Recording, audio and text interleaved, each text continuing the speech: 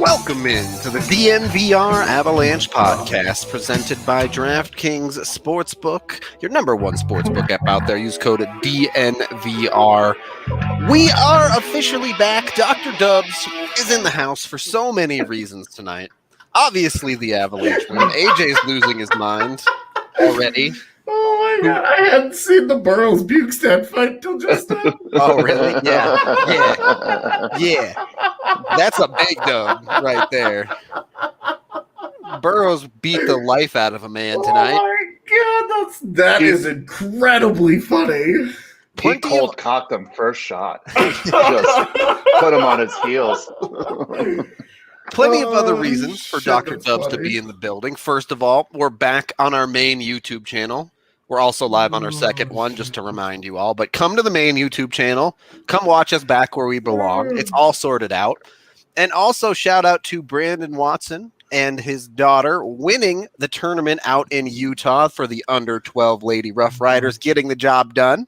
Congratulations on that win. Lots of dubs out here. Do feel like Brandon Watson probably did not play a major role in the on-ice victory itself. If he did, I mean, props to getting around the rules on that team. But shout out to his daughter for the dubs. Lots of dubs. Coors Field getting the All-Star game. Yeah, there's dubs. another dub. Yeah. Put the dubs down, all right? I only mention it because Drew's in the chat, so dubs everywhere. Catch them. All over the place. Catch them. Oh god, sorry. That was truly incredible timing that I caught the replay of that fight just as we were going live. Oh shit, that's good stuff. Yeah. That's so embarrassing if you're a big that's like last year when Val Nichushkin got into that fight and just got punched a bunch and we were like, oh, so he can't do that. Okay, cool. Like he's just a big guy that looks scary. He's not actual scary. And for Nick Bukestad, who fights like a decent amount of time, for him to have just gotten beat down by a guy he's absolutely never heard of is incredibly funny. He got fed some knuckle sandwiches right there, a lot of them, and then some uppercuts there too as well. That essentially sums up the season series between Avs and Minnesota at this point, that fight. Yeah, you could honestly, your pregame meme in 2 days could just be a video of that fight, and it'd just be Avs Wild Season Series. It's been. I mean, Dumbo was kind of leading the charge there. He was on one tonight too. He was a little pissed out there, just flying around, taking cheap shots at guys. Look, that was Minnesota's best shot that they've given Colorado this year outside of the 6-2 win. And when you've played 7 games against each other and these dudes are just force feeding you L's left and right, it's just I'm honestly this is just the pride kicking in where they just get pissed. Yeah. Colorado has run away with 3 of their wins in the series. They just about ran away with this one. Yeah. A late period push, but yeah, I mean, some things that you knew were going to happen. You knew Grubauer was going to have an off night. You knew the PK, the PK's results have not matched the PK's underlying numbers at all this year. Because their underlying numbers on the PK are just, they're okay. They're not terrible. They're just okay. and they have been top of the league, like top of the table all season long in the PK. Yep. So that's regression that we've been kind of waiting for, like the PK to either lose them some games or a situation like this. They give up a couple of power play goals against, and they get through it. They win the game. I think for them to lose the special teams battle, get Grubauer's worst night in a month, and it not to pin all of the goals on him or say it was all his fault or anything, but to have those happen on the same night. And they still get that dub against a team that had won 11 home games in a row, and to still win in regulation, like that's the kind of shit where you just throw your hands up and you're like, what do you do? What do you say?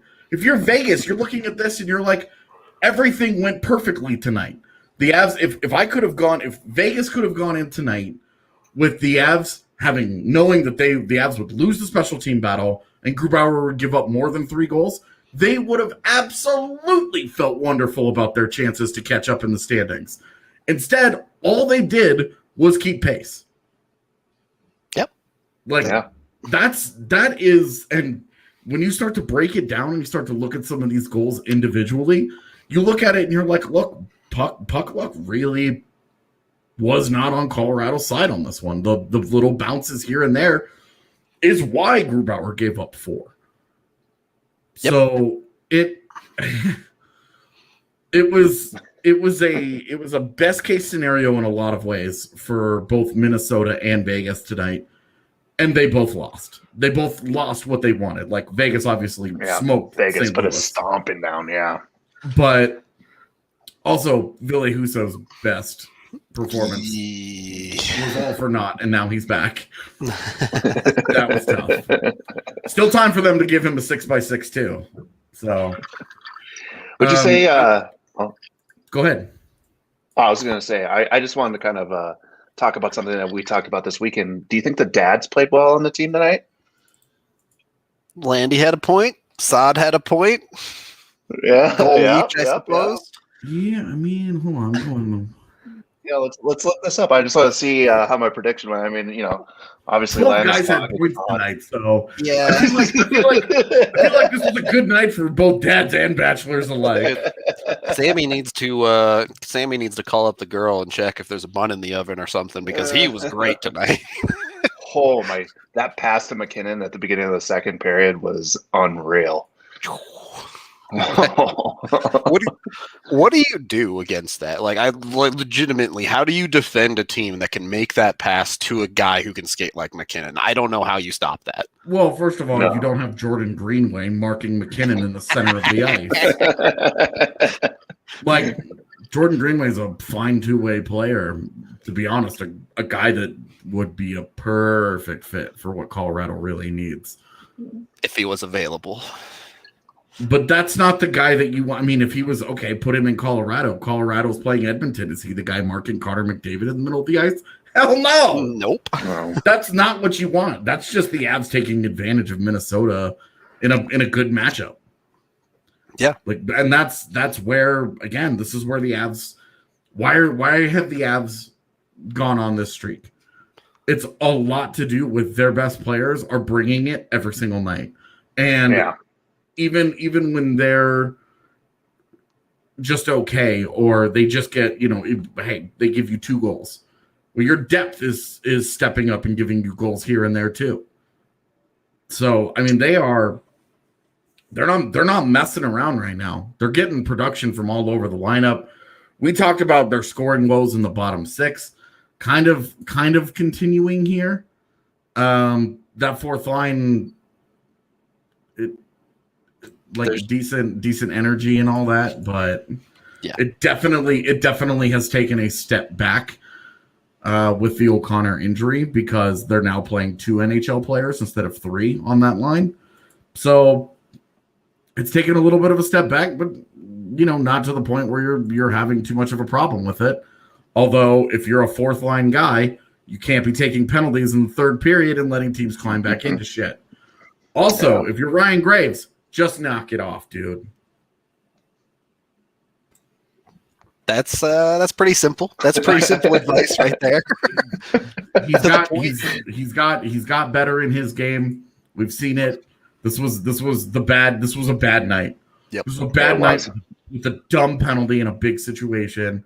Just self-defeating, not smart hockey at the end there. Yeah. And Ryan Graves' success as an NHL player lives and dies on hockey IQ. And if he's going to take dumb penalties, at some point, Bowen Byram's going to play on this trip. Yeah. And it might not be Jacob McDonald's. Don't give him a reason to look at you. Don't give the coach reason to think about it. I mean, look, Kyle Burroughs just beat the pants off of a human being in this hockey game. Dude, it was like, so as comical as that was, and I repeat my opening show giggles. Do we have any other thoughts on like Kyle Burroughs, the defenseman? Not really. He made roasted on a play where Jacob McDonald totally sold him out with an awful pinch, and Burakovsky kind of half-assed the back coverage. Yeah, but he was kind of covering his guy though too. Yeah. He did make some nice plays in the defensive zone though too. He had some nice breakout passes and things of that nature. Nothing where it's like, oh, he should stay in the lineup, but he was doing what he should be doing out there. Yeah, there was nothing that says when Bowen Byram is ready to go that Kyle Burroughs needs to be in the lineup. No chance, I don't think. They played him 6 minutes and 17 seconds. So he didn't even play that much in the third period either, because I think he was pretty close to 5 going in at the second intermission. I have a serious problem with some Jared Bednar usage that's developing here. There's some weird stuff on the defense, especially. There's some weird stuff. It's okay. So it's defensively with throughout the game usage. Like Jacob McDonald makes a bad pinch, but this guy has given you way too much good hockey for you to be dicking around with it, giving him 10 minutes. And I tweeted it out tonight too. This is their 9th game in 15 days, and you saw it in the first period. That defense, Devon Taves had nothing in that first period. There was no legs. He played half the game. Yeah, ended up playing 29 minutes and 46 seconds. So, yeah, and then the other usage that I kind of don't love here, so you have an offensive zone faceoff with 6 seconds or whatever, you're going to win the game. Why are you setting out your top line? Yeah. Same thoughts. You know it was going to break down. You brought up Liam O'Brien because you love the way that he punches people, and you love his physicality, and you love his snarl, and you love his like big brother protecting little brother in the playground energy that he brings. Why is he not the guy on the ice with 6 seconds left? Ryan Hartman is out there purely looking to stir some shit up. That's it. That's why Ryan Hartman's on the ice. So if that's the case, why are you throwing your top line out there? We trying to win the faceoff and score a goal off of it? Like, it just seems. Even then, Belmar's your best faceoff guy anyway. So it's like, just throw your fourth guys out there. If they want to stir some shit up, then you have the guys out there that you want accidentally breaking a hand on a guy's helmet. Yeah. Like getting stepped on in a scrum or whatever like nonsense was about to occur with 6 seconds to go. Why is Liam O'Brien not on the ice for that? It is literally the selling point. Yep. It is why he's on the team. Another weird point, not with the defense, but Liam O'Brien played 5:27 tonight. He picked up he got a point tonight, and he still only played 5 minutes and 27 seconds. Anyone at the AHL tweener level is going to look fine in 5.5 minutes of hockey. You have to do something. You have to work hard to be bad in that. Yeah, time. You have to have like what I talked about in our last show, the Sheldon Drives like nightmare game. Right. You have to on the ice, really mess it up to play that few minutes. Take multiple penalties. Like you really have like a disaster of a night. So, and it's just in this year especially, seeing that stands out even more, knowing every minute counts, especially with the road trip the Avs have coming up that just started here.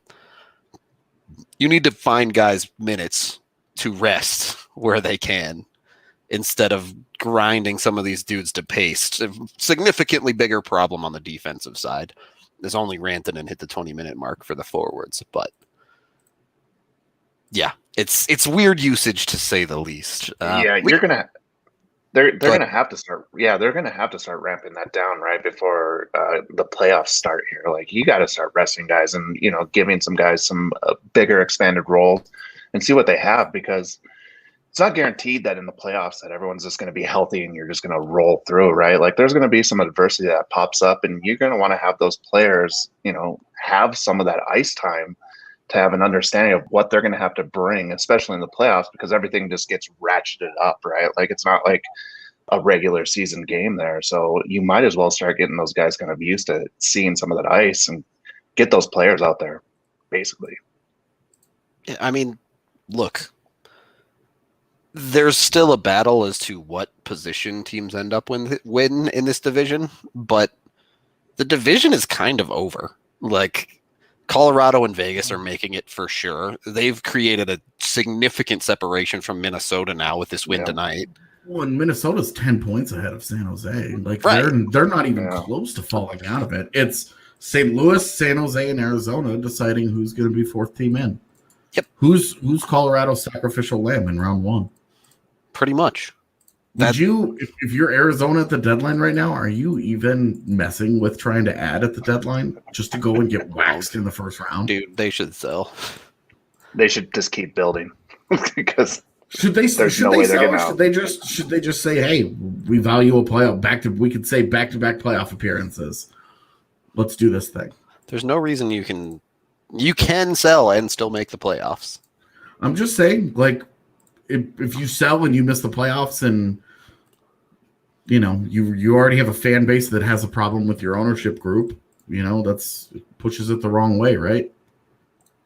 Yeah. I'm not saying necessarily buy. I'm just saying if they sell and then miss the playoffs by 2 points, it's going to feel bad, right? They definitely shouldn't buy. If they want to stand pat, fine, but they should not buy. We can take our first period break there, as we were brought to you by Breckenridge Brewery, the official beer of DNVR. Got myself a Hop Peak IPA right here. Check that out. Also check out their 15-can seltzer packs, which have a bunch of amazing flavored seltzers that are a little bit too good and will definitely get you drunk. So highly check out the Breck Brew line of products. Also head on down to the DNVR bar where you can get Breck Brew on tap. And, of course, we are also brought to you by Gabi Insurance, gabi.com/DNVR to check them out. They save the average user $961 on insurance when it comes to home and auto. You can go there and get a check for absolutely free. Super easy, super fast. They just want to show you what the best insurance is, even if it's not necessarily from them. So take a look today, save yourself a ton of money, and get in on it at Gabi Insurance. Of course, also, when you save all that money, you can go buy Breck Brew, or you can go sign up for an annual subscription over here at DNVR. It's a fantastic time to do it. You get, first of all, a free t-shirt to go with it, because why not? That's along with the amazing coverage that all of our beats bring you. But on top of that, you can also get a holistic stick if you sign up today. We love our DNVR CBD products over here. So if you need to take a look at some of that, you can sign up for the annual subscription and get your holistic wellness stick today, which can help out with many aches and pains, as I've talked about before. And when you love it, you can go to holisticwellness.com and get 30% off when you use code DNVR30. Second period of the DNVR Avalanche podcast presented by DraftKings Sportsbook. We have Evan Rowell coming on to talk to us about a locker room. Evan, what is the feeling there? I can't imagine the Avs are happy with the way that third period played out, but at the same time, they're on a 15-game point streak. So, yeah, I think they don't feel like they let up. I think they more just, took some dumb penalties that let the Wild get back into it. Bednar specifically pointed out the Graves penalty at the end. He said that was just, there's no need for that when you have support coming back. So, they weren't happy with their first period, and they came out in the second period and played the way I looked at the fancy sets. It was ridiculous in the second period, just how dominant they were. But Yeah, I mean, everyone. The big thing about the post game was, oh, Kyle Burrows, look at that fight. So apparently they called him Rocky Balboa son after the fight or something like that. So, yeah, I mean, there. I did not die. Somebody said they thought I died. But yeah, no, everyone. I think that it's more just the bad penalties at the end that let the Wild back in. What they scored on a couple power plays right after the penalties. So, yeah, they had control of the game and they let them back in. That's what they felt like. Is everyone else's feel the same way? Because look, the scoreboard was close at the end, but it never felt out of the Avs' hands. Obviously, the Graves penalty made it closer than it needed to be, but even then, it didn't feel like there was much worry in that team. No, and that's actually something that Bednar was asked was, your team has not really had an off night in a month. After the first period, what was the message in the locker room? They're like, there was really no message. Like, I don't see any complacency in this team. We go about our business the same way. And yeah, they did not feel like they were missing anything. And to me, that game never felt, once it was 5-2, it was over. They scored a couple goals, but even at even strength, the Avs were still getting chances. It was just the penalties they took. Yeah. And I think that's the big takeaway too, is you take away all of the power plays in this game, all the special teams time. And the first period was a bit rough, but the second and third periods, the Avs were their usual monstrous selves at 5-on-5. Minnesota just can't hang with them at 5-on-5. So I have to disagree with the Rocky Balboa comments, though. I mean, obviously it's Doc Holliday. I'm just looking at the dude. It's Doc Holliday. All right, some boxing fans down here.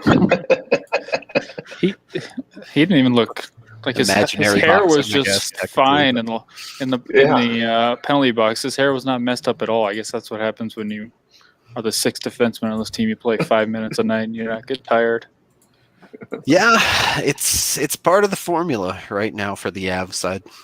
AJ talked about it a little bit earlier, but the weird usage at times for the Avs' sixth defenseman, and in this game their fifth defenseman too, and Jacob McDonald playing under 10 minutes. But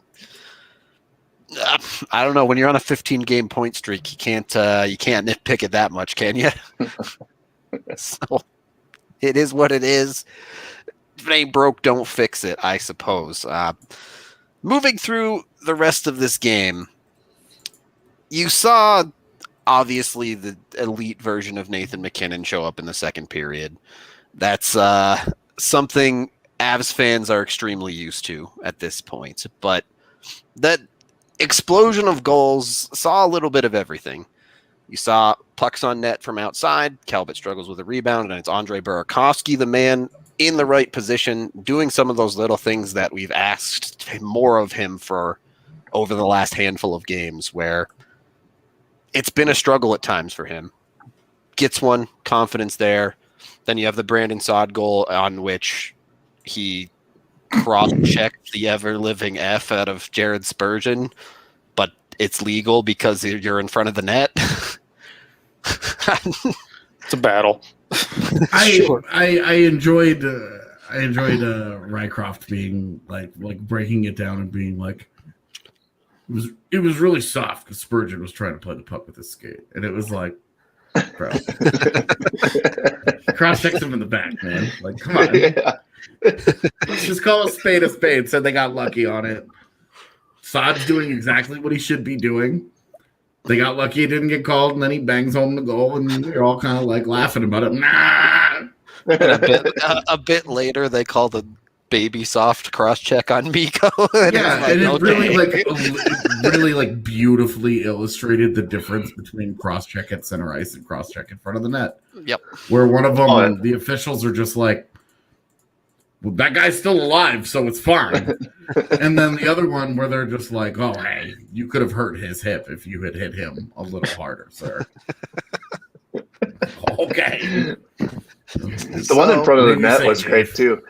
The one in front of the net was great too because he had time to look back like, what the fuck did you just do to me? Like, as he's scoring and celebrating. Yeah. it was a weird game to say the least, but I don't think we need to touch on that one too much more. And then the fourth goal for 4 straight unanswered in the second period. Cale Makar, a little bit more puck luck as another deflected shot ends up getting a double deflection off the Wild player, and then JT Compher just getting a piece of it goes in. Those type of goals are huge, right? Yeah. When you're getting them, life is good. When you're not, life is frustrating. Yeah. Yep. You know, you're annoyed when you're not getting them because you're like, okay, well, what we have to just keep doing all these different things, and then it's just like, really, like, what you have to do is just get a little bit lucky. Like, that's what those deflection goals are. It's great hand-eye coordination, but it's 100%. I'm just putting my stick into a position here, and I'm hoping that the puck hits it in just the right way to find its way past the goaltender.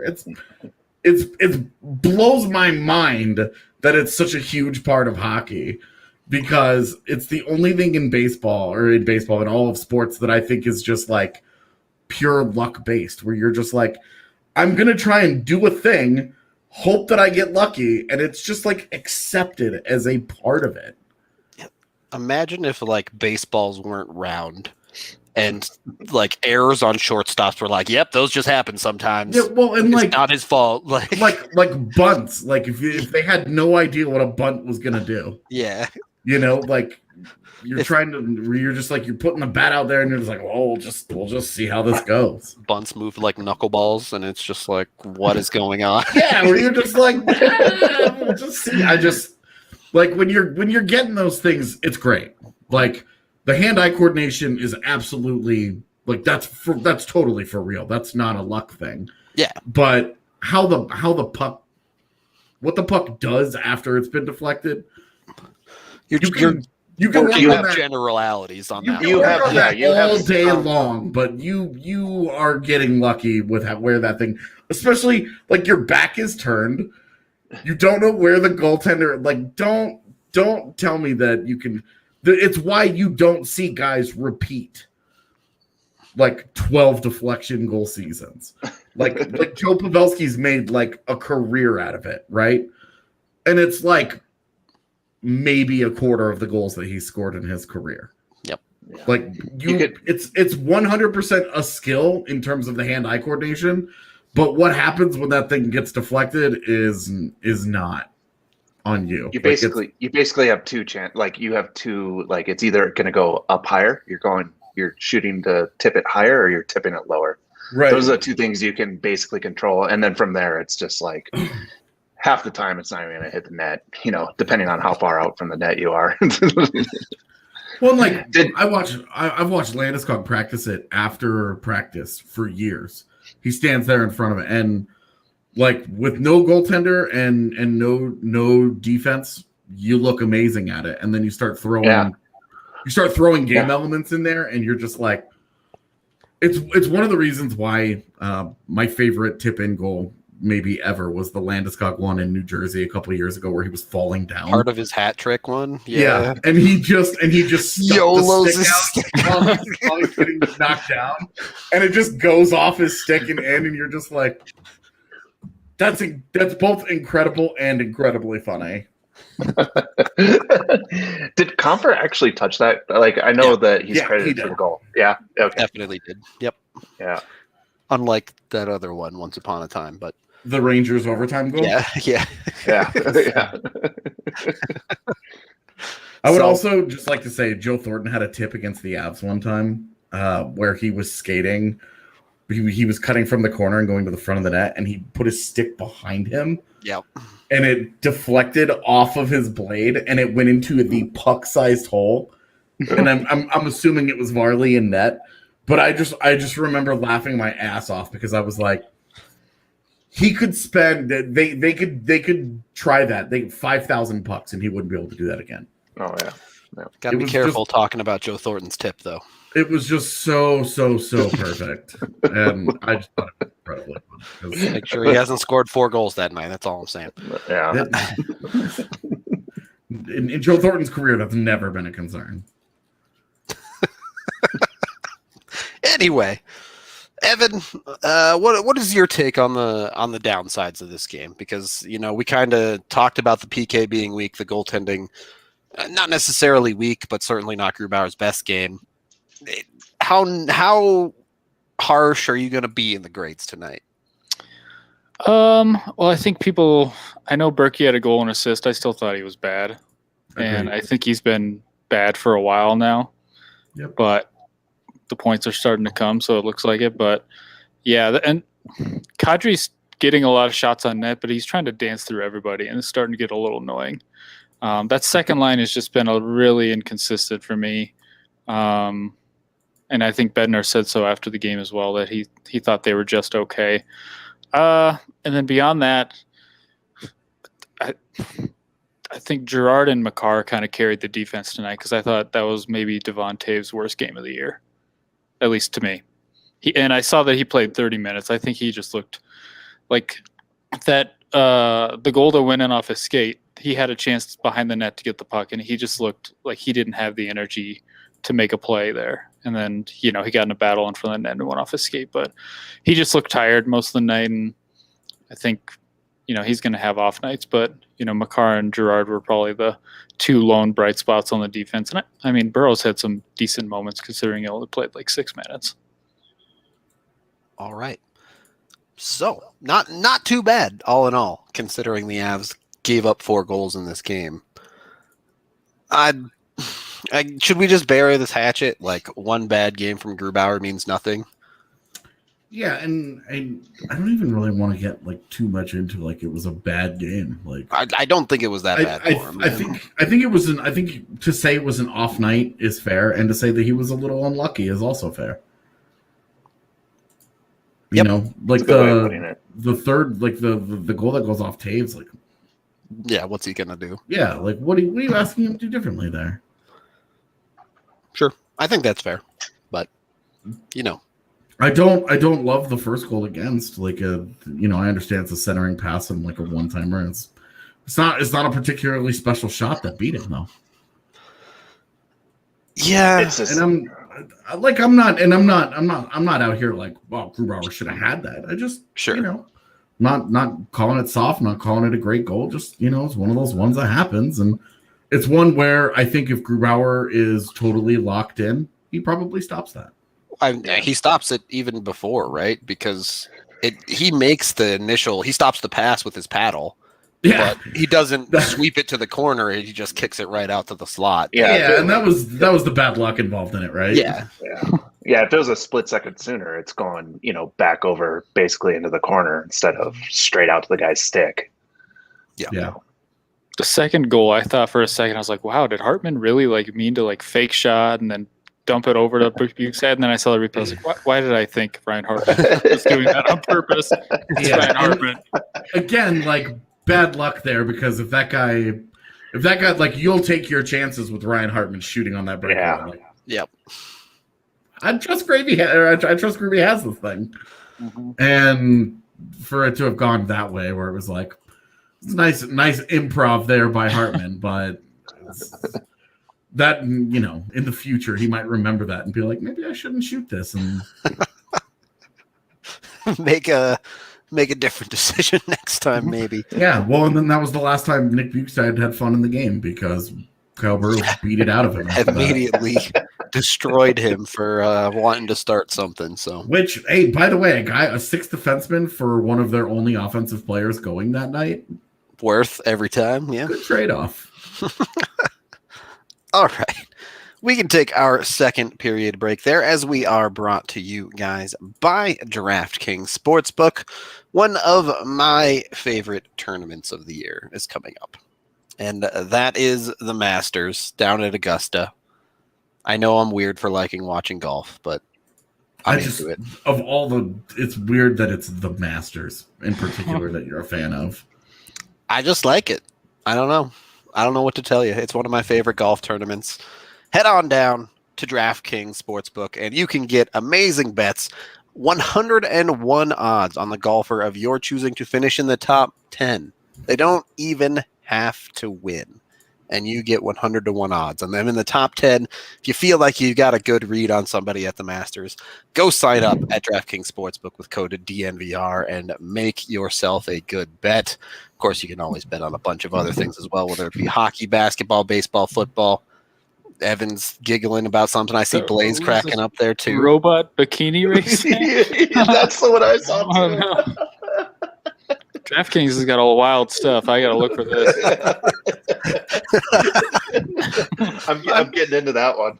You guys are joking, but it's really not that far off for some of the stuff that DraftKings has to bet on. Like, you can really you can get pretty wild with it. So download the top-rated DraftKings Sportsbook app now and use promo code DNVR to get that $1 to win a $100 bet on any golfer in the top 10 for a limited time only at DraftKings Sportsbook. Must be 21 or older, Colorado only, new customers only. Restrictions apply. See DraftKings.com/sportsbook for details. Gambling problem, call 1-800-522-4700. Second period. Or I guess this is the third period, and also we are sponsored by Chevalier Mortgage. Both Mike and Virginia have been in the business for 15 plus years. Mike is a certified financial planner, so they will look at your whole picture when trying to find the best home loan for you. You can visit them at dnvrmortgage.com. Be sure to check it out today because you can not only get a free consultation from them, but also get signed up for a chance to win some free DNVR merch. They're great people, longtime sports fans here in Denver. It's awesome. Highly recommend you check them out. Supporting our partners is supporting us, and they will hook you up great. So again, you can visit them at dnvrmortgage.com, or you can call Virginia directly at 303-257-6578. Michael Chevalier, NMLS 1931006, Virginia Chevalier, NMLS 1910631. And certainly last but not least, we are brought to you by Zoom Care. If you're one of those people that doesn't like actually going to the doctor, you can go to the doctor digitally now. You don't have to get out of your house. You don't have to wait at the doctor's office to see a visit. You just sign up, schedule a meeting. You show up, you give them their symptoms. They'll give you a diagnosis, tell you what's going on. You'll be all set from home. Super easy, super awesome. Cannot recommend it enough. That's Zoom Care, ZOOMCARE.com. Head on over there today to get started, to check it out. Most doctors on most plans are available through Zoom Care, so it's generally pretty easy to get in on that and see your doctor on your time. All right, third period of the DNVR Avalanche podcast presented by DraftKings Sportsbook. Rudo, AJ, Evan, Blaze coming at you. This is something I've avoided saying on this podcast for the majority of this year. But the Avs are now on a 15-game point streak, and it's getting harder and harder for me not to tell people that this team is special. Because I look at this streak of games as well. Their bulk of their winning streak, they were just completely dominating teams, right? But even in their losses, they keep it to close games. They manage to get games to overtime. And now against St. Louis, they have a couple of close game wins that are in many ways deriving from their goaltending and defense. Here they come into Minnesota. They get a win based on their offense, even when their defense and goaltending has an off night. So it doesn't really matter what the recipe is. The Avs are winning. How many teams can do that? I think maybe one. One other team. And I think they're struggling right now. But yeah, it's not the way that they're winning. It's just that they're completely dominating the ice at even strength every single night. And even if they weren't winning, we'd probably have to look at the bigger picture and say they're going to be just fine. But the fact that they're doing this and winning and picking up all these points is just, yeah, I think Bednar, he said it in the postgame himself that there's no complacency with this team. I think they understand that they are this good, and they have a good mix of they're having fun while also just going about their business every single night. Yeah, that could be understated, right? It's like they must have a great locker room right now as well. I mean, obviously, when things are going right, the locker room's a pretty awesome place to be. When things are bad, you can tell the difference between a winning culture versus a team that just, they just don't understand how to kind of get themselves back into it. But like the Avs, like tonight, again, come out kind of flat, go down 0-1. Something happened in the locker room because they came out and their pants were on fire for that second period. So, well, I think what happened is we've heard them talk about this over and over and over this year. They set a standard for themselves, and it's a high standard. And the fact that we've seen them live up to that really high standard as often as they have means that they're comfortable doing it. And so when they have a period like the first period where they don't live up to that standard, they understand that. Like at this point, Jared Bednar's job is finished. Like he's along for the ride at this point. Seriously, like he has set the tone. He's installed the systems. He's put the players on lines. All 4 lines work. All D pairings work. Some of them to absurd degrees. He could, I think at this point, that guy could straight up set the lineup, go out, sit down on the bench next to them, bust out his Nintendo Switch, and just play Animal Crossing all game and curate his island. Just dick around on his island. And, well, that's a sign of a good not coach, pay attention to it. And I think the team could run itself at this point. Yeah. Because he has set the tone for what they need to do. The leadership group has bought into the messaging. The one thing that I will say, as frustrated as I've been about Burakovsky with the puck, without the puck, he's been killing it. The guy is fully bought in defensively. He's coming back hard. He's back checking. He's disrupting. And it's not just Burakovsky. Yeah. All 12 forwards are playing their asses off defensively, understanding that if they all work really hard together to get pucks out, they get to go do the fun shit at the other end. And I think that they all just are on this. It's the super rare synergy that you see between a head coach and a leadership group and just an entire team. They're on the same wavelength. They don't have guys that are going up and down and look like misfits. As close as they have is probably Ryan Graves at this point of their regulars. And even that guy, like the hate for him gets a little bit overblown. But this dude, I think he has them on lock. And I think he's had it like that most of the year. It's why Rudo and I were talking, when that night that they lost whatever game it was and they were in 6th place. Yeah. And chat was losing its freaking collective mind about how bad and disappointing and blah, blah, blah, blah, blah. And Rudo and I were like, look, they're outplaying their results right now. Well, right now they're not, because they're not getting outplayed by anybody. Yeah. The only game that you can really argue in this streak that they should have lost, they did. And it was in overtime to Vegas on some bullshit. So they're really not outplaying their results right now. They're playing to their results. And their play are lining up. They are routinely smoking people. They are getting the results that they deserve. Like I don't know what to say anymore because this is extremely impressive. I keep waiting for it to end. Yeah. But this is a special group doing a special thing that understands that this is not the goal. Like, this is a means to an end, and this is all good and well. Kicking the shit out of all these teams in the regular season is like, happy fun time, right? But they know that this is all in service of preparing them to go through a gauntlet in the postseason where they're going to wax teams.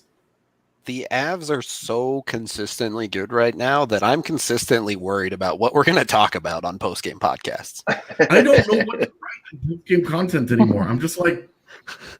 Is this worse, or was the 6 months away from hockey banking podcast up worse? The 6 months was so much worse. I mean, this is I don't understand how anybody could ask for more from this club. Right. You look at the trade deadline, and it's like, what more could... Okay, so you want a guy that could maybe even out the minutes a little bit on defense. Maybe 2 guys just to be safe. You want a backup goaltender in case something bad happens to Grubauer. It's not even like, oh, we need to go address these positions because we we're bad here. This is our weakness here. Like, Vegas right now has to be like low key shitting their pants, because if Kelly McCrimmon is not watching the Avs every single night, going, Jesus Christ, I don't know what to do. I don't know what to do. Like, Pierre-Luc Dubois already got traded. Eric Stahl already got traded. The centers are gone, bro. Where is he gonna go? What is he gonna do? What move is out there that puts Vegas on Colorado's level right now? Knowing that Vegas's number one advantage on Colorado is their backup goaltender. Because after that, what do you say? Colorado has the best defensive pairing in the NHL with Girard and Taves. So Alex Pietrangelo, the Alex Pietrangelo thing, negated. Mark Stone, Nathan McKinnon has chewed up everybody for years now and is downright special and is on a completely different level and has actually shown up against Vegas. So Mark Stone negated. What does Vegas do? AJ, I know exactly what you say. 2 words.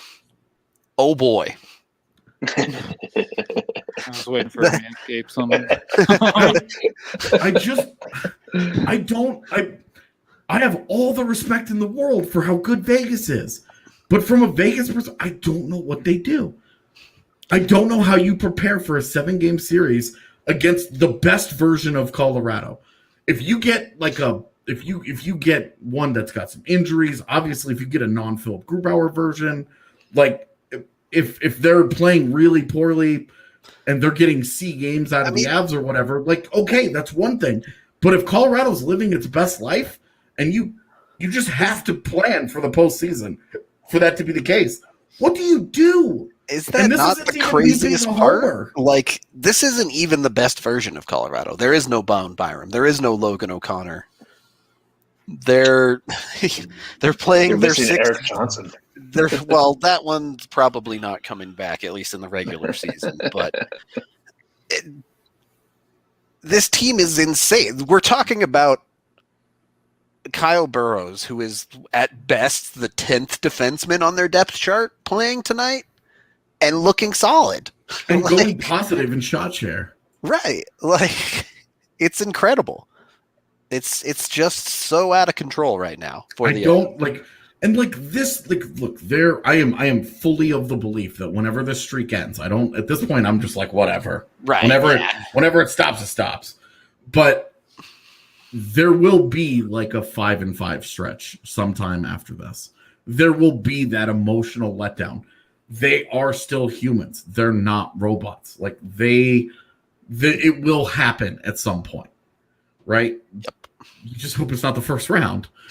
But at this point, like they have now gone. It's what is it? 16 games. 15 games is point streak, and then the Arizona meme game. Yeah. P.S. 15 games is 26% of this year's regular season that they just haven't lost in regulation. They've pulled points out of 13 it's only the 2 losses. Yeah. So we're talking of what, 30 points? Yeah, 30 points. They have 28 of the 30. I'm trying not to be like that, like super homer guy that's like, oh my God, they're the best team in the world. They're unstoppable. Ah! If the Avs have only played this 15 game stretch, they'd have more points than the Buffalo Sabres. Significantly. I didn't pick those guys to make the playoffs, did I? I don't remember. I picked Ottawa, so we're both owning a bottom barrel team. Hey, I picked Florida to make it. Too, I think. I might have to go back through my tweets because I think I said something, Evan, like that's a very hot take. Well, yeah, it's not looking very good right now. Have they been officially eliminated yet? They gotta be getting close. They can't be eliminated before the deadline, but it's pretty close. Yeah. It's gotten to the point where every night nothing they do surprises me really. The one thing I would say, the power play goal tonight was the first time in a while where I was just I turned to my wife, I was like, that was crazy. Like, they just made that look so easy. And that's just how good they've been the last month. Is they've just gone in there and they've dominated every team and just come away with points every single night. And I don't even know if AJ says they could go on a 5-5 streak here at the end and expect it. I don't know if that can happen because this division sucks. Like, I don't know if it's going to happen. It does, yep. Yeah. The only, their schedule being really road heavy, I think is it's set up perfectly. And them going against absolutely desperate. Now all of a sudden San Jose is a believer in themselves.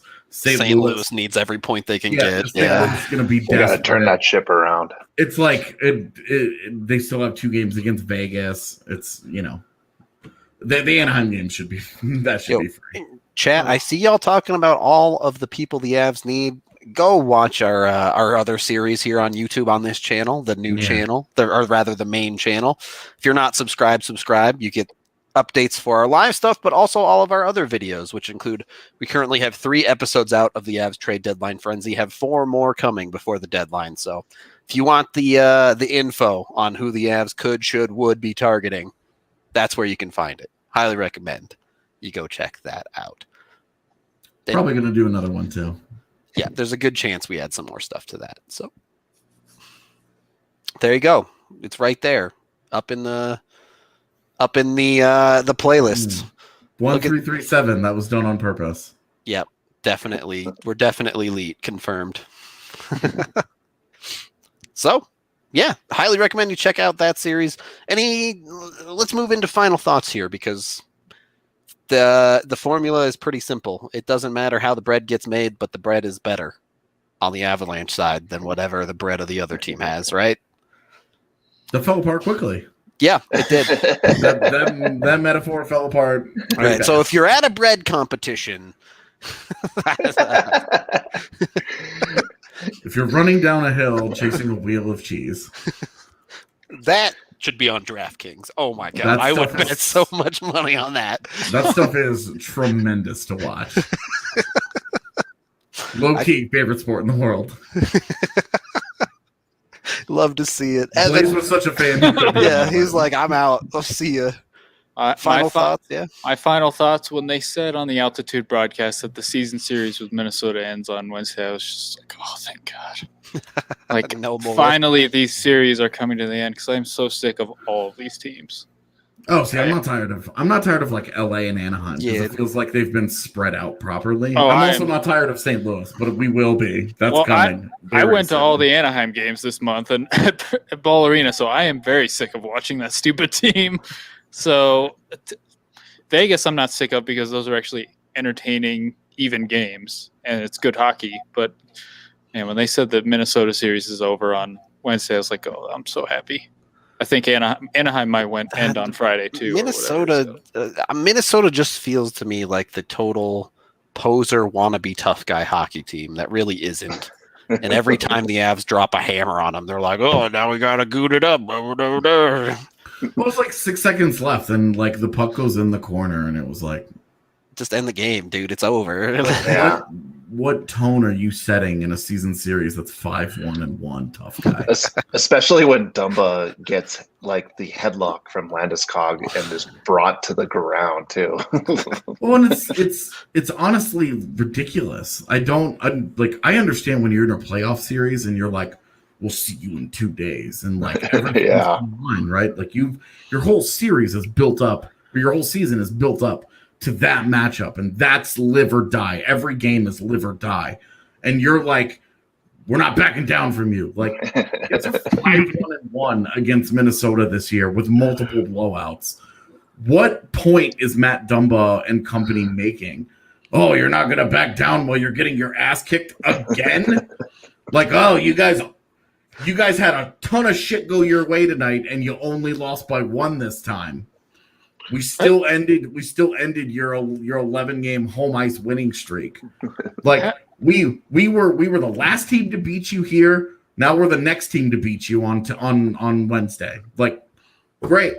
Now what? Like, what message, what tone are you setting that you're not gonna take getting your ass kicked lying down? You already have.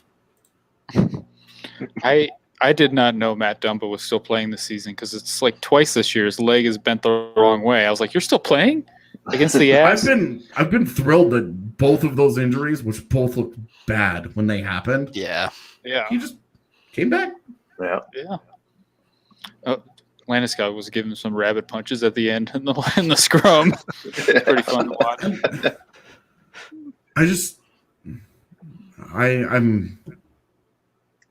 I don't know. I guess I just don't. That was something I didn't get. That's a good take from Matt Briggle there too. Avs are undefeated with fans in the building. In fact, Ball Arena is undefeated with fans in the building, and Minnesota loses their first game with fans back. Oh, that was their first game? Yeah. Oh. Cool for them. Like, happy the fans are starting to get back. Super excited to not go to the home run derby at Coors Field. Oh man. Fans had some. What is happening here? I don't know what that signal means, Allie. Yeah. Allie's like, I want to go to sleep. There was some pent up rage between the fans on, what was that, Saturday night? Just a lot of yelling. Blaze, you came back to the show, so give us your final thoughts and we'll get out of here. Yeah, I mean, for the Avs, like, it's awesome. Like, it's for like the long term, right? Going into the playoffs and stuff. It's awesome that everyone's scoring. But when the top six is on, you're not stopping this team. All right. I like to see it. All the consternation about can they keep Saad? How much are they going to pay Grubauer? Look, those are off-season problems, and like they're interesting conversations and all that. But I tell you, this team is so good. Yeah, it's fun. Right. It's fun. The team is good. I don't know how else to put it. So, this has to stop. I'm gonna have a stroke. I can't even. Yeah.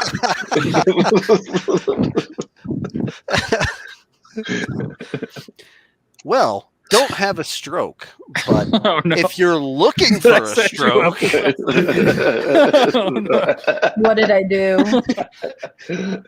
Head on over to manscaped.com and use code DNVR20 to get yourself set up for the perfect package 3.0. Look, if it's getting stroked, it's got to look good, right? I mean, it's just the way it's got to go. You know how it is, one way or another. Do it for yourself. Do it for your lady.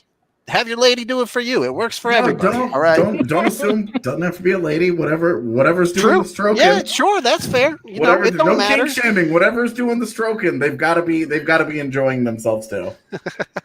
100%. Manscaped can help you out there, whether it be I don't below like the that belt you said or whatever instead of whoever. Look, I'm. Also, if you have I'm not playing. I'm not assuming. There's people out there. No kink shaming here. They've got preferred pronouns. Just trying to respect everybody here. Rudo, also, you should mention that if you have an online doctor's visit, you might want to make sure that you're nice and clean down there as well. Yeah, that's true. You want your doctor to have extra respect for you on Zoom care. There you go. That's true. Clean the shit as up. the comments are saying, bruh, chill. I agree with all of those. Because I'll continue moving you guys all around. I'm sorry to the chat, but I was waiting the entire podcast to do that. That's what happens at the doctor's visit when they tell you to cough. Just a little bit of moving around. That's all. On that note, we're out of here for the night. Thank you, everyone, for watching, listening, however you consume the podcast. Again, we're back on this main channel. If you're not on the main channel, go over to it. It's just DNVR. Subscribe. Helps us out a ton. Highly recommend it. We love all y'all, no matter how you listen, even if it's on the podcast after the fact. We are back tomorrow at 1 p.m., our normal non-game time podcast. Yeah. We got a lot of talk about Nate Clerman coming up. Indeed. Nate Clerman signed to a contract. I'm sure that'll be a good 3-minute conversation. Anyway, thank you. Are you leading into another Manscaped read? 3 minutes. You assume a lot of me. Hope y'all have a wonderful evening, and we will talk to you tomorrow.